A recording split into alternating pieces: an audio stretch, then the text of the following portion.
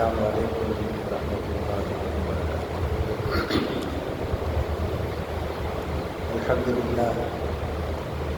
لله نحمده ونستعينه ونستغفره ونؤمن به ونتوكل عليه ونعوذ بالله من شرور أنفسنا ومن سيئات أعمالنا. من يهده الله فلا مضل له ومن يضلل فلا هادي له. ونشهد أن لا إله إلا الله وحده لا شريك له ونشهد أن سيدنا محمدا عبده ورسوله. أما بعد فقد قال الله تعالى في محكم التنزيل: أعوذ بالله من الشيطان الرجيم بسم الله الرحمن الرحيم. وإذا قيل لهم اسجدوا للرحمن قالوا وما الرحمن أنسجد لما تأمرنا وزادهم نفورا. قال النبي صلى الله عليه وسلم: خير الكلام كتاب الله وخير الهدي هدي محمد صلى الله عليه وسلم.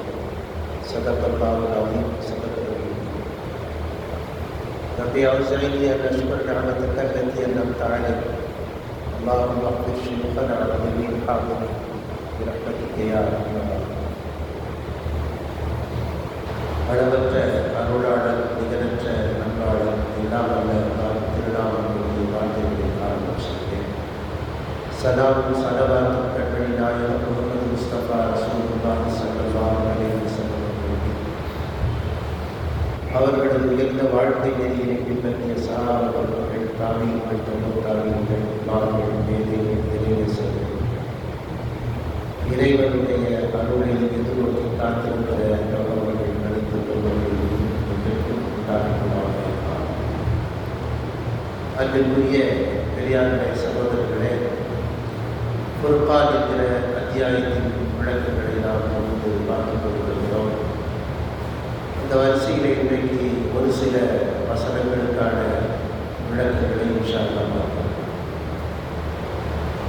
அல்லாஹ் சுப்ஹானஹு வ தஆலா சொல்கிறார்: வைதா கீல லஹும் உஸ்ஜுது லிர்ரஹ்மான், ரஹ்மானுக்கு நீங்கள் அடிபணிந்து வணங்குங்கள் என்று அவர்களுக்கு கூறப்பட்டார். காலூர் ரஹ்மான், ரஹ்மான் என்பது யார்? அனஸ்ஜுது லிமா தஅமுருனா, நீங்கள் சொன்னதற்காக நாங்கள் சிரமப்பட வேண்டுமா என்று அவர்கள் கேட்கிறார்கள். வஸாதஹும் நுஃபூரா, அவர்களுக்கு அந்த வெறுப்புத்தன்மை என்பது அதிகமாகும். ரஹ்மானுக்கு நீங்கள் சஜிதா செய்யுங்கள் என்று சொல்லப்பட்டார். பிடிவாதமாக நாங்கள் சஜிதா செய்ய மாட்டோம் என்று சொல்கிறார். ஆதம் அலைஹிஸ்ஸலாம் அவர்களுக்கு சஜிதா செய்யும்படியாக அல்லாஹ் சுப்ஹானஹு வ தஆலா ஷைத்தானுக்கு கட்டளை இட்டார். அவன் அதற்கு அடிபடி. அதற்கு ஒரு காரணம் சொல்கிறார்: ஆதத்தை மண்ணால் படைத்திருக்கிறாய், என்னை நெருப்பால் படைத்திருக்கிறாய். மண்ணுடைய தன்மை தாழ்ந்து உள்ளது, நெருப்புடைய தன்மை என்றைக்கு உயர்ந்திருக்கிறது.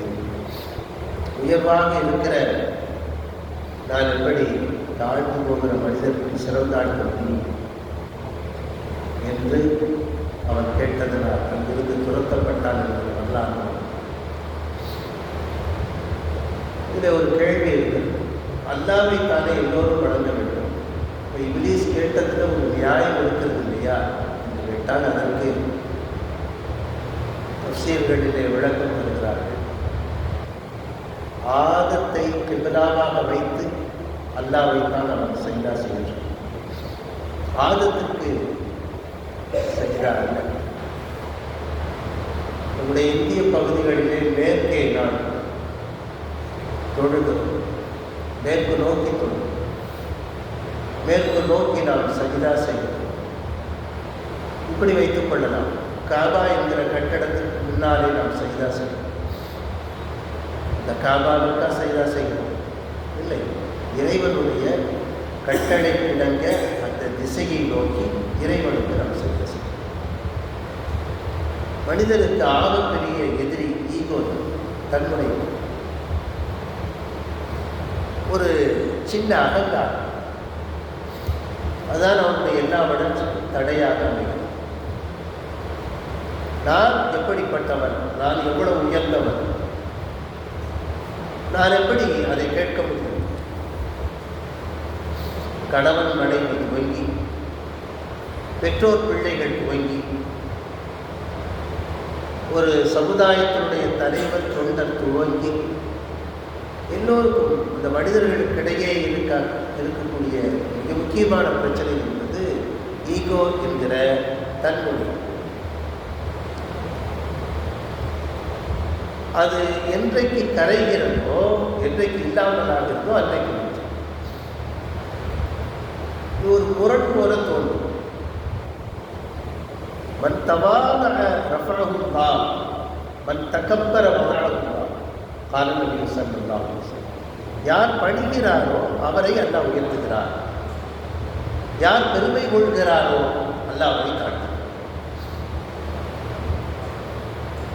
கோபத்தின் போது வீரமாக செயல்படக்கூடியவன் உண்மையாக வீரன் அல்ல, தன்னை கட்டுப்படுத்திக் கொள்ளக்கூடியவன் தான் உண்மையான வீரன். ஆனால் உலகம் என்ன சொல்லுகிறது? தைரியமாக முதலாக கை நீட்டக்கூடியவனை வீரன் என்று உலகம் பேசுகிறது. ஆனால் நபிகள் நாயகம் ஸல்லல்லாஹு அலைஹி வஸல்லம் இது போன்ற தருணங்களிலே தன்னை கட்டுப்படுத்திக் கொள்ளக்கூடியவன் தான் வீரன் என்று சொல்கிறார். இன்றைக்கு உளவியல் சொல்கிறது, 1500 ஆண்டுகளுக்கு முன்னாலே நபிகள் நாயகம் ஸல்லல்லாஹு அலைஹி வஸல்லம் இது சொல்லிவிட்டு சென்று விட்டார்கள். இன்றைக்கு உளவியல் சொல்கிறது, யார் சண்டைக்கு முதலில் கை நீட்டுகிறாரோ அவன் அப்பட்டமான கோழை. தன்னை தற்காத்துக் கொள்ள, தன்னை ஏதாவது செய்து விடுவதற்கு முன்னாலே நாம் உத்திக் கொள்ள வேண்டும் என்கிற உணர்வினாலே அவன் கை நீட்டுகிறானுடைய அவன் தைரியசாலி. கிட்டத்தட்ட 1500 ஆண்டுகளுக்கு பிறகு அந்த ஹதீஸினுடைய உண்மை பொருளை உளவியல் நமக்கு விளக்கும். மனிதனுடைய அகங்காரம் சபைகளிலே வெளிப்படும், சபைகளில் உள்ளிருந்து வேலை செய்யும். நான் ரொம்ப பணிவானவன் என்று சொல்வதே அகங்காரம். அதை சொல்லக்கூடாது, அது செயல்களில் தான் காட்டணும். நமக்கு ஈகோலாம் கிடையாதுங்க, நம்ம ரொம்ப பணிவான ஆள் என்று சொல்வதே சுய விளம்பரம் என்று சொல்கிறார்கள் இன்றைக்கு உளவியலாக.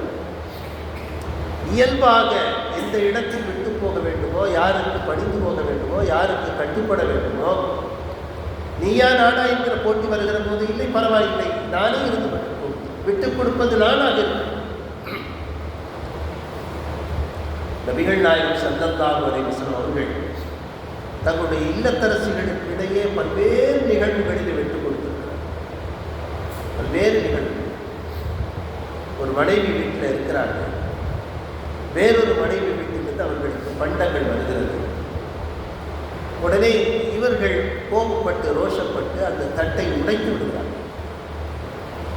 நபிகள் நாயகம் ஸல்லல்லாஹு அலைஹி வஸல்லம் நினைத்திருந்தால் அவங்களை கண்டித்திருக்க முடியும். அதான் சொன்னாங்க, வாரத்து தூக்கி உங்கள் அம்மாவுக்கு ரோஷம் வந்து. அந்த வார்த்தையை இன்றைக்கு மிகப்பெரிய ஆய்வுக்கு உட்படுத்துகிறார்கள். ஒரு இக்கட்டான தருணத்திலே நபிகள் நாயகம் ஸல்லல்லாஹு அலைஹி வஸல்லம் கோபப்படாமல் பொதுவாக பெண்களுக்கே இருக்கக்கூடிய அந்த ரோஷ உணர்வை மதித்து, அதே நேரத்தில் இது வேறு விதமான கலவரங்களை உண்டு பண்ணிவிடக் கூடாது என்பதற்காக அந்த தட்டை எடுத்து வந்த பணிப்பெண் எடுத்து சொல்லுகிறார்கள், வாரத்து தூக்கி உங்கள் அம்மாவுக்கு ரோஷம்.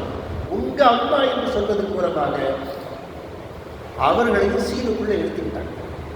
வேற யாரும் உங்கள் அம்மா தான். இதற்கு பிறகு அவர்கள் போய் சொல்லுவார்களா? புது தட்டை வாங்கி கொடுத்து இங்கே நடந்ததை சொல்ல வேண்டாம் என்று சொல்லி அதை மறுத்துவிட்டார். ஒன்றல்ல, பல விஷயம். கண்மணி நாயகம் ரசூலுல்லாஹி ஸல்லல்லாஹு அலைஹி வஸல்லம் எப்போ கடுமையாக கோபத்திருக்கிறார்கள் என்றால், மார்க்கத்திற்கு முரண் என்று வருகிற போதுதான் தங்கள் கோபத்தை காட்டினார். மற்றபடி மனிதனுடைய உணர்வுகளை அவங்க மதித்தார். ஒரு தோழர் வந்தார், அவரிடத்துல கல்யாணத்திற்கான அறிவுரைகள் இருக்கு. அப்பெல்லாம் கல்யாணத்துக்கு ரசூல்லா கூட மாட்டாங்க, அவங்க பாட்டுக்கு கல்யாணம் நடத்திக்கிடுவாங்க. பல தோழர்கள் காலையில் பள்ளித்தோட வரும்போது அதுக்குன்னு ஒரு அந்த ட்ரெஸ்ஸில் ஒரு அடையாளம், புது மாப்பிள்ளைக்குன்னு அடையாளம், அதை வச்சு தான் கேட்பாங்க. ரசூல்லா ஒரு நாள் கோவப்பட்டதில்லை, என்னையே கூப்பிடல, கேட்டதே இல்லை. நம்ம என்ன கேட்போம், இவ்வளோ தூரம் பழகிட்டு ஒரு வார்த்தை சொல்லலையே, சபைகளில் பேசாமல் இருக்கு, சண்டைக்கு போகும். ரசூலுல்லாஹி ஸல்லல்லாஹு அலைஹி வஸல்லம் அந்த தோழத்தை கேட்குறாங்க, புது மாப்பிள்ளையின் அடையாளம் தெரிகிறது, என்ன விஷயம்? அவர் சொல்கிறாரு, கழிந்த இரவு எனக்கு திருமணம். சரி, பாருங்கள், அல்லாஹ் அவருக்கு பரக்க செய்யும். நீ திருமணம் செய்திருப்பது கன்னி பெண்ணையா விதவை பெண்ணையா அப்படின்னு கேட்டாங்க. நான் விதவை பெண்ணை திருமணம் செய்து கொண்டேன். இப்போ ரசூலுல்லாஹி ஸல்லல்லாஹு அலைஹி வஸல்லம், நீ இளவயது வாலிபன், நீ ஒரு கன்னி பெண்ணை திருமணம் செய்திருந்தால் ஒருவருக்கு ஒரு சந்தோஷமாக இருக்கலாமே அப்படின்னு கேட்கலாம்.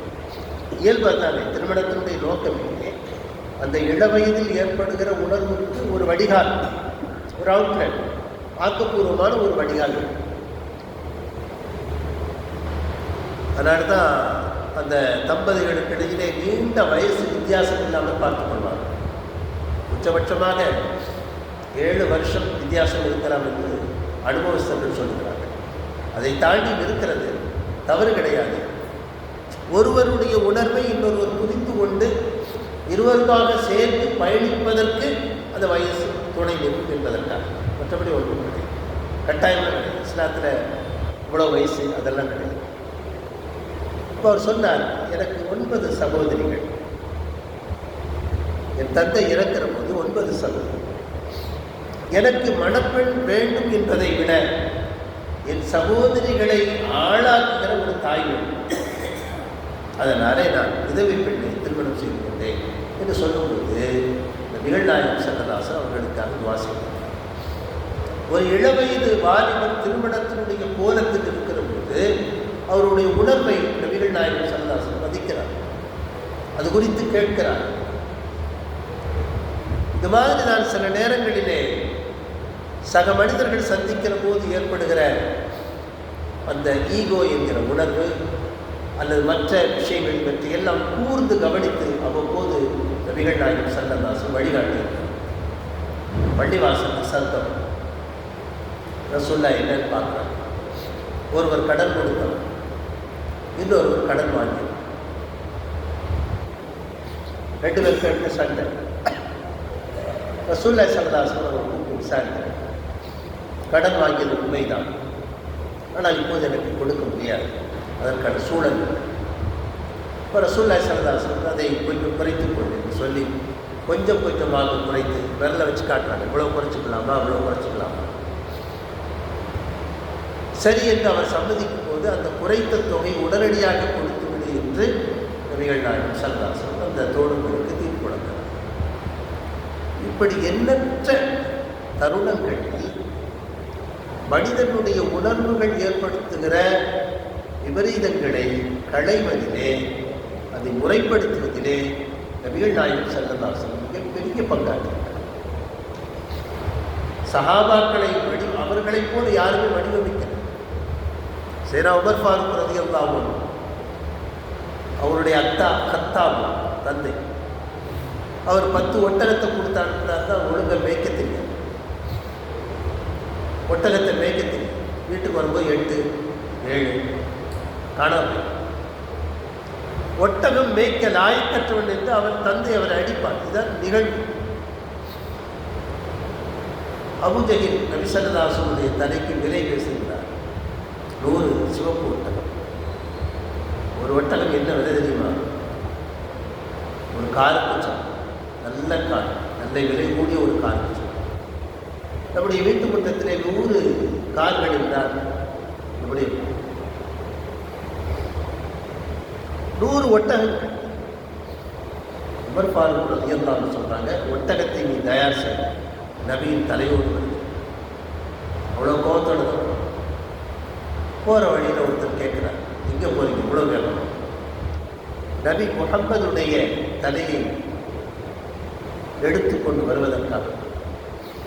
அவன் தலையெல்லாம் எடுக்கிறது இருக்கட்டும், உங்கள் சகோதரி வீட்டில் என்ன நடக்குன்னு பாருங்க. அதே கோபத்தோடு கதவை தட்டுகிறாங்க. உங்களுக்கு திருக்குறான் சத்துக்கு தான் அவங்க சகோதரி ஃபாத்திமா இருக்கிறாங்க, கையில் குரான் பிரதி இருக்கிறது. அந்த தங்கையினுடைய கணவர் இவர் பார்த்த கோபத்தை பார்த்து அவங்க ஓடிட்டாங்க. ஓடிட்டாங்க. அந்த பிரதியை வாங்கி பார்க்குறாங்க. தாஹா மாஹிசன் அலைக்கும் குர்ஆன் தஷ்கா, இது பரிசுத்தமான வேதம், இதை நீங்கள் சிரமப்படுவதற்காக நான் இறக்கவில்லை என்று வசனம். தங்கச்சி அடிக்கிறார், ரத்தமழி, ஆனால் பொறுமையாக இருக்கிறார்.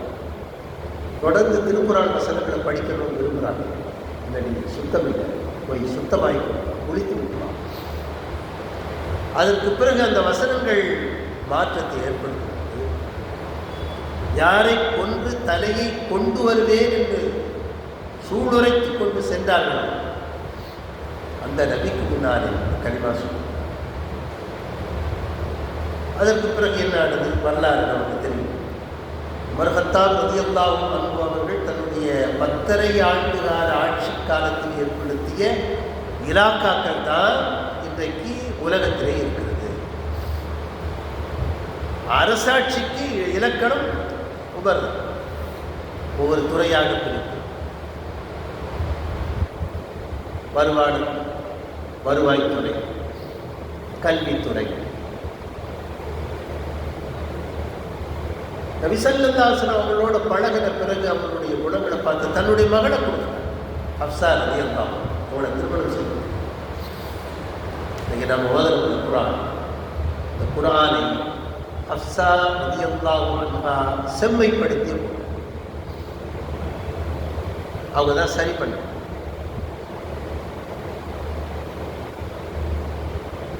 எவ்வளவு பெரிய மாற்றங்களை நபிகள் நாயகம் ஸல்லல்லாஹு அலைஹி வஸல்லம் உருவாக்கினார். உமருடைய ஆட்சி வேண்டும் என்று காந்தி சொல்கிறார். உமர் ரலியல்லாஹு அன்ஹுடைய காலத்தில் ஒரு ஒட்டகம் அடுத்த வீட்டுக்காரனுடைய தொட்டியில் தண்ணீர் குடித்திருக்கு. கிராமத்தில் நடக்கும், மதீனாவில் அல்ல. இதை பார்த்து கொண்டிருந்த ஒரு முதியவர் சொன்னார், அடையுமாக கலீஃபா இறந்து போயிருப்பார் என்று எண்ணுகிறேன்.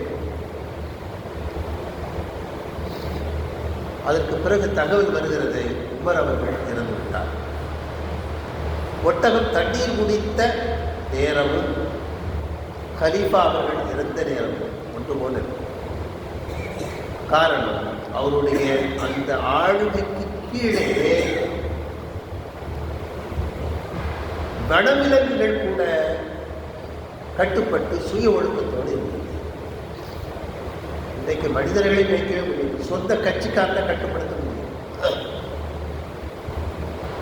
நம்முடைய ஆட்சியாளர்கள் எப்படி இருக்கிறாங்கன்னா, சொந்த கட்சிக்காரனை கட்டுப்படுத்த முடியலை, சொந்த குடும்பத்தை கட்டுப்படுத்த முடியலை, நாட்டு பிரஜைகளை கட்டுப்படுத்த முடியலை.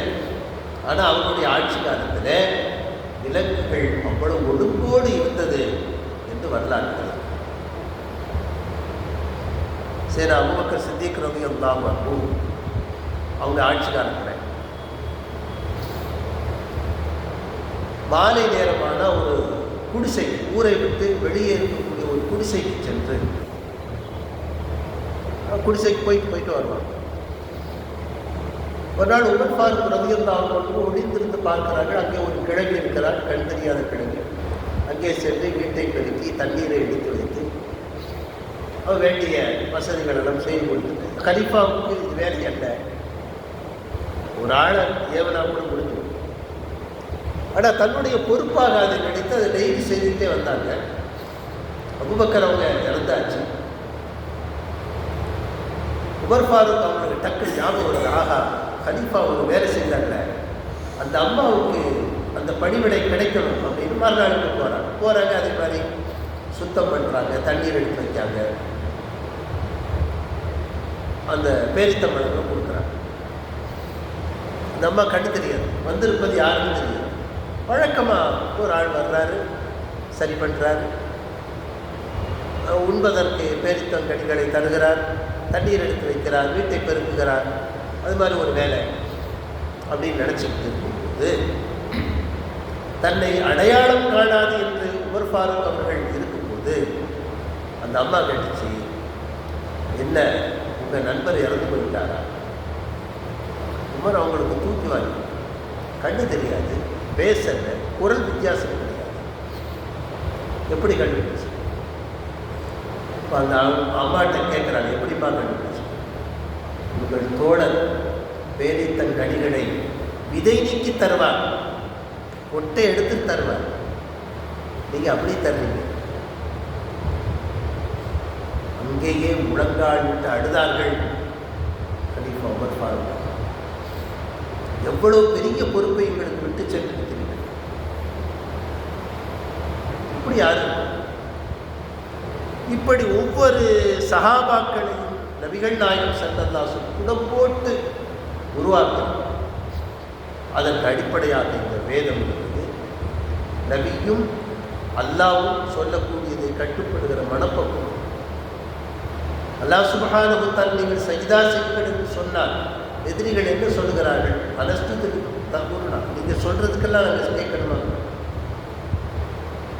அந்த கட்டுப்படுதல் என்கிற தன்மையை தடுக்கிற பல்வேறு விஷயங்களில் ஒன்று ஈகோ, தன்னுடைய நான் என்கிற அகங்காரம்.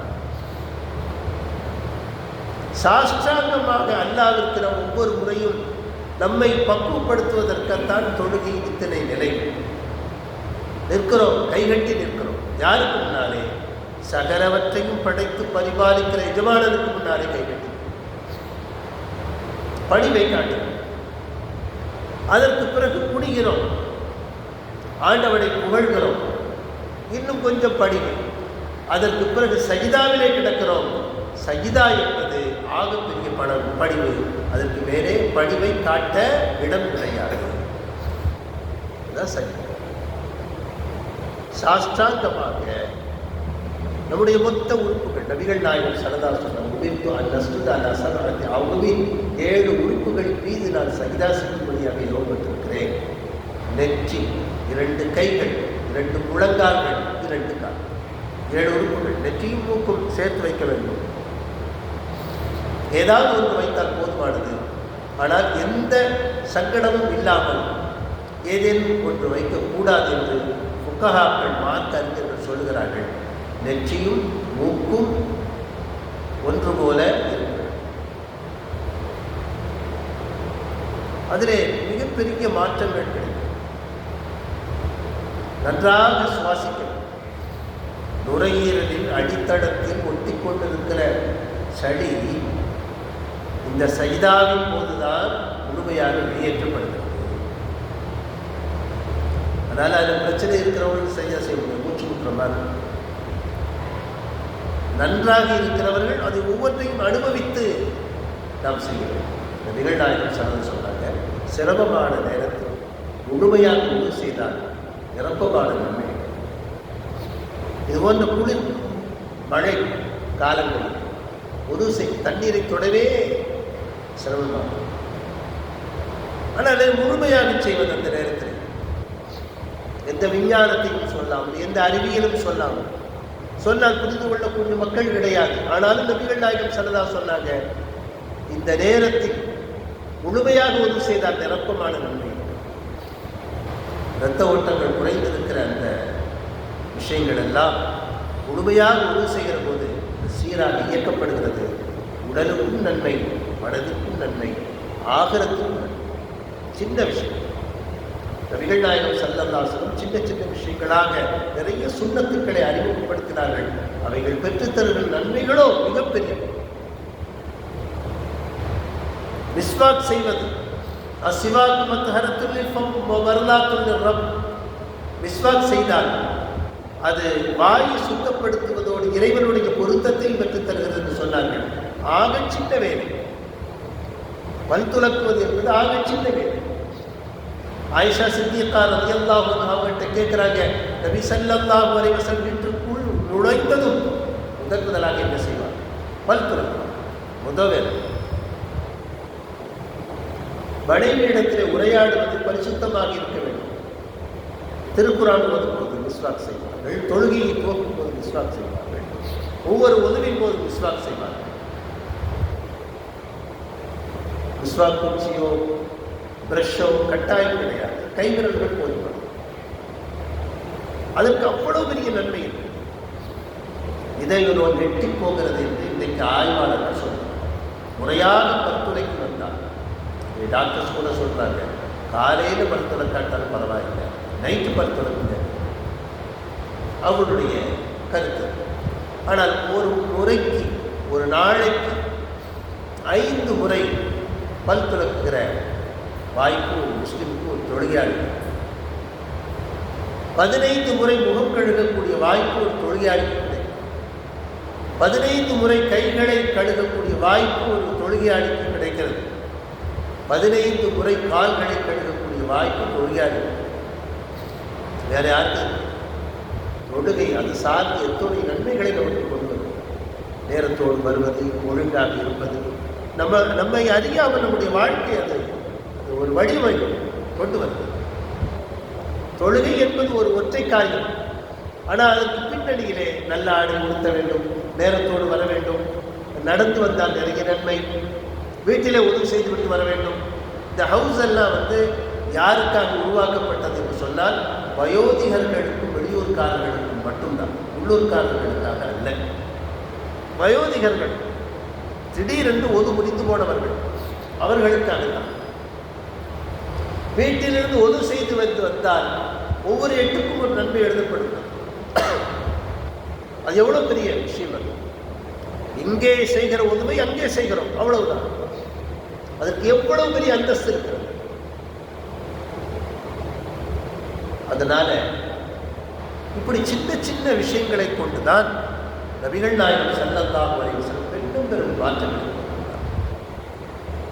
அல்லாஹ்வை வணங்குங்கள் என்று சொன்னால் நாங்கள் ஏன் வணங்க வேண்டும் என்று கேட்கிறார்கள். அந்த ஆணவம் அது, அறியாமை அது, ஈகோ தடுக்கிறது அல்லாஹ்வை வணங்குவதா. இது போன்ற இன்றைக்கு நாம் அல்லாஹ்வை வணங்குகிறோம், ஆனால் வேறு பல விஷயங்களிலே நம்முடைய ஈகோ நம்மை தடுத்துக் கொண்டிருக்கிறது. உறவுகளை சேர்ந்து வாழ்வதிலே, ஒருவரை மன்னிப்பதிலே. ரசூலுல்லாஹி ஸல்லல்லாஹு அலைஹி வஸல்லம் சொன்னாங்க, அல்லாஹ் உங்களுடைய பாவத்தை மன்னிக்க வேண்டும் என்று விரும்பினால் அடியார்கள் உமக்கு செய்த பாவத்தை மன்னிக்க. நாளைக்கு அல்லாஹ் நம்முடைய பாவத்தை மன்னிக்கணும் இல்லை, அவன் வீரப்பா காட்டிட்டு என்ன செய்யறது? அதனாலே மன்னித்து தாராளமாக மன்னிப்பை வணங்கும். மன்னிக்கணும்னு முடிவு பண்ணிட்டா முதல்ல செஞ்சிடும். அது ரொம்ப மிரட்டி பணியை வச்சு த்ரெட்டன் பண்ணி எல்லாம் முடிஞ்சு கடைசியில் மன்னிக்கிறது, அது ஒரு அழகு. முதல் கட்டத்திலே மன்னிப்பு. அல்லாஹ் மிகப்பெரியவன், எப்படியும் சினாரியை மாற்றக்கூடிய அந்த ஆற்றல் அவனுக்கு. நிகழ்நாயகம் ஸல்லல்லாஹு அலைஹி வஸல்லம் சொன்னார், ஒரு முஸ்லீம் அல்லாதவரை பார்த்து நீ காஃபிர் என்று சொல்லாது, அவரை முஸ்லீமாக்கி உன்னை காஃபிராக்குவதற்கு அல்லாஹ் மிக நேரம் பிடிக்காது. ஒரு இஸ்லாத்தை ஏற்றுக்கொள்ளாதவரை நீ ஏற்றுக்கொள்ளாதவர் என்று சொல்வதற்கு நமக்கு அதிகாரம் கிடையாது. அதை சொல்லி குத்தி காட்டி பேசுவதற்கு நமக்கு அதிகாரம் கிடையாது. அப்படி இருக்கும்போது குற்றவாளிகளை, நமக்கு தவறு செய்தவர்களை, நம்மை ஏமாற்றியவர்களை எப்படி கடுமையாக தண்டிப்பதற்கு நமக்கு உரிமை இருக்கிறது. உண்மையில் சிரமம்தான். ஸல்லல்லாஹு கடந்து போகிற போது ஒரு வேலைக்காரர் ஒரு சஹாபி அடிக்கிறாங்க. அவர் கடையில் திருடிட்டாருங்கிறதுக்காக. ரசூலுல்லாஹி ஸல்லல்லாஹு அலைஹி வஸல்லம் இத்தகில்லா, அல்லாஹ் பயந்து, அல்லாஹ் பயந்து என்ன இப்படி போட்டு அடிக்கிறார் சொல்லி யார் சொன்னாங்க? கடையை திருடுகிறார், மோசடி செய்கிறார், அவரை நம்பினார், வியாபாரத்தை வைத்து போகிறார்.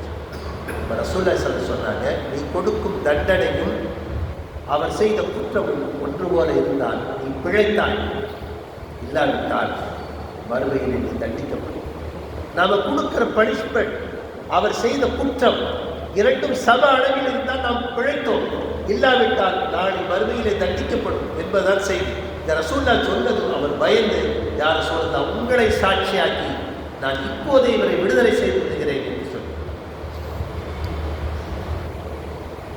அல்லாஹ்வை வணங்குதல் என்பது அது ஒரு ஒற்றை செயல் அல்ல. அதற்கு பின்னாலே நம்முடைய மனதை, நம்முடைய வாழ்வை, நம்முடைய குணங்களை சீராக்கக்கூடிய எத்தனையோ தன்மைகள். அதனால தான் இது போன்ற வசனங்கள் வருகிற போது சஜ்தா செய்வதை நமக்கு மார்க்கம் கடமையாக ஆகிறது. 16 இடங்களில் 16 வசனங்கள் வருகிற போது அந்த வசனங்கள் எல்லாம் பெரும்பாலும் அவர்கள் சஜ்தா செய்ய மாட்டார்கள், அவர்கள் சஜ்தா செய்ய மாட்டார்கள், சொன்னபோது அவர்கள் புறக்கணித்தார்கள் என்று வரும் இல்லையா? அந்த இடங்களிலே உடனடியாக நாம் சஜ்தா செய்வோம்.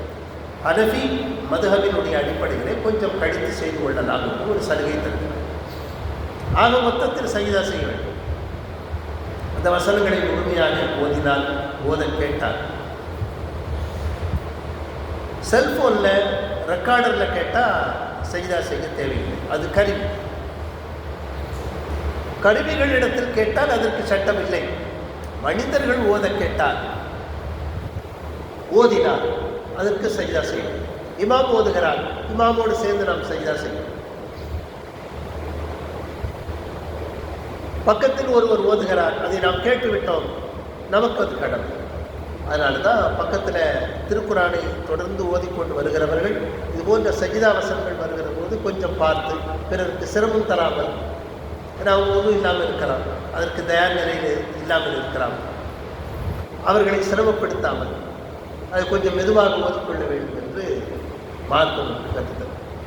மொத்தத்தில் இந்த வசனம் நமக்கு தருகிற படிப்பினை, ரஹ்மானுக்கு நீங்கள் சஜிதா செய்யுங்கள் என்று சொன்னால் ஒரு கூட்டம் சஜிதா செய்ய மறுக்கிறது.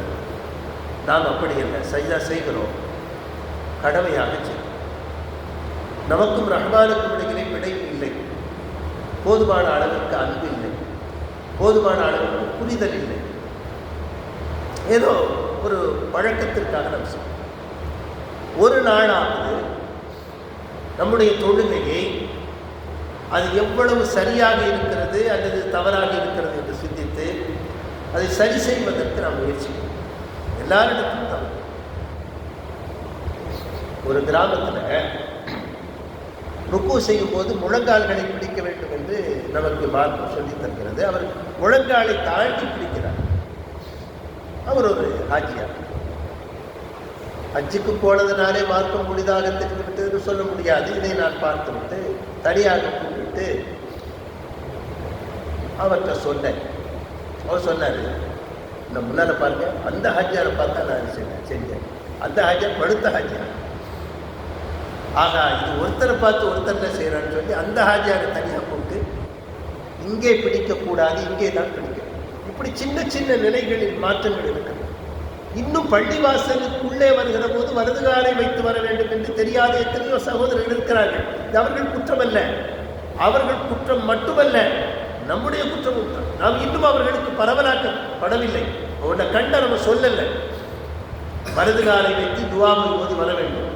பள்ளிக்குள் இருக்கிற போது ஏத்திகாஃபுடைய நியத்தோடு இருக்க வேண்டும். எவ்வளவு மணித்துளிகள் இருந்தாலும் சரி, 5 நிமிஷங்கள் இருந்தாலும் சரி, அதற்கான நன்மைகள் நமக்கு எழுதப்படுகிறது. நவைத்துல் இத்திகாஃப மா தும்து ஃபீ ஹாதல் மஸ்ஜித் லில்லாஹி தஆலா. இந்த பள்ளியில் நான் உட்காரும் காலமெல்லாம் அல்லாஹ்வுக்காக இத்திகாஃப் இருக்கிறேன் என்கிற எண்ணத்தை வைத்துக் கொண்டு, அதுபோல பள்ளிக்குள் வந்தவுடன் உட்காரக்கூடாது. வந்தவுடன் உட்காரக்கூடாது. பள்ளிக்கென்று ஒரு காணிக்கை இருக்கிறது. 2 ரக்காத் தொழுவது தஹிய்யத்துல் மஸ்ஜித், அது தொழ வேண்டும். நபிகள் நாயகம் ஸல்லல்லாஹு அலைஹி வஸல்லம் சஹாபாக்கள் உள்ள வந்து அவங்களை பார்த்து வேகமாக முஸாபஹா செய்ய வருகிற போது 2 ரக்காத் தொழுது உட்கார்ந்து சொன்னாங்க. அது பள்ளிக்கு செலுத்த வேண்டிய காணிக்கை. அதே நேரத்தில் நாம் முன் சொல்ல தொழ வேண்டியது இருக்கிறது சொன்னால் அதை தொழுது கொள்ளலாம். அல்லது ஃபர்து நடக்கிறது, அது தப்பிவிடும் என்று பயந்தால் அதிலே சேர்த்து கொள்ளலாம். மற்றபடி ஓய்வாக இருக்கிற போது, நேரம் இருக்கிற போது நாம் கண்டிப்பாக செய்ய வேண்டிய வேலை, பள்ளிக்குள்ளே வலதுகாலை வைத்து அதற்குரிய துவாவை ஓதிவிட்டு 2 ரக்காத் பள்ளியினுடைய காணிக்கையை தொழாமல் நாம் அமரக்கூடாது. பிலால் ரலியல்லாஹு அன்ஹுவுடைய செருப்பு சத்தத்தை ரசூலுல்லாஹி ஸல்லல்லாஹு அலைஹி வஸல்லம் அந்த மேராஜுக்கு போகும்போது கேட்டாங்க. ஒருத்தர் நடக்கும்போது ஒரு சவுண்டு இருக்கும் இல்லையா, அதை கழித்து பிலாலுடைய நடை என்று புரிந்து கொண்டு உலகத்திற்கு வந்தபோது அவங்க கேட்டாங்க, பிரத்யேகமாக என்ன அவர் செய்கிறீர்கள்? அவங்க சொன்னாங்க, பிரத்யேகமாக எதுவும் செய்வதில்லை, எப்போதெல்லாம் உது செய்கிறேனோ உதுவினுடைய காணிக்கையாக 2 ரக்காத், அந்த உறுப்புகள் காய்வதற்கு முன்னாலே 2 ரக்காத் தொழுது கொள்கிறேன். அப்போ அதுக்கு ஒரு காணிக்கை தொழுகை. உது செய்தால் அந்த உறுப்புகள் காய்வதற்கு முன்னாலே 2 ரக்காத் அதை தொழலாம். பள்ளியின் காணிக்கை தொழலாம், நஃபில் தொழலாம், துஹா தொழலாம். நிறைய உபரியான வணக்கங்கள் எத்தனையோ இருக்கிறது.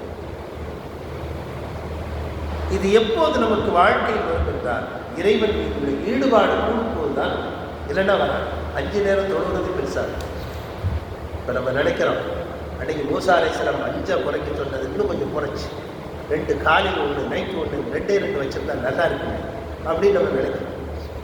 அவங்க தான் குறைக்க சொன்னாங்க. உங்கள் உம்மத்து இதை தாங்கிக் கொள்ள சக்தி பெறாது, 50 நேர தொழுகைகளை எடுத்துக்கொண்டு சந்தோஷமாக போகிறீர்களே, உமது சமுதாயம் தாங்காது, எனக்கு அனுபவம் இருக்கிறது, அல்லாஹ்விடத்தில் சென்று குறைத்து கொண்டு வாருங்கள் என்று சொல்லி அவர்கள் தான் நமக்காக பேசி பேசி பேசி குறைத்து 5 ஆக்கியதற்கு பிறகு நபி ஸல்லல்லாஹு அலைஹி வஸல்லம் எதற்கு மேலே போவதற்கு நான் வெட்கப்படுகிறேன்.